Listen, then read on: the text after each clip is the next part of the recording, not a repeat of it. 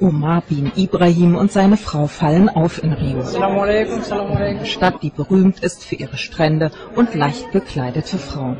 Wie die meisten praktizierenden Muslime in Brasilien sind sie erst vor kurzem zum Islam übergetreten. Während des Ramadan kommen sie zum Fastenbrechen in diese Moschee in der Nähe von Rio.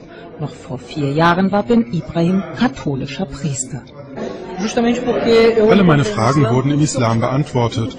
Ich habe alles gefunden, wonach ich gesucht habe. Ich habe Gott entdeckt, so wie er ist, ohne Einschränkungen.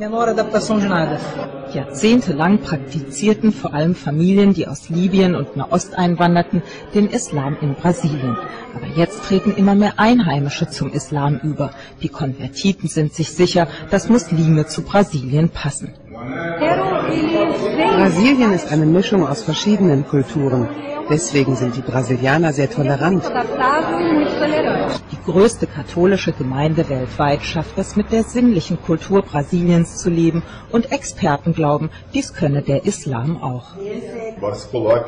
Man glaubt, dass der brasilianische Lebensstil mit seiner Sinnlichkeit und Freizügigkeit die islamischen Regeln missbilligt.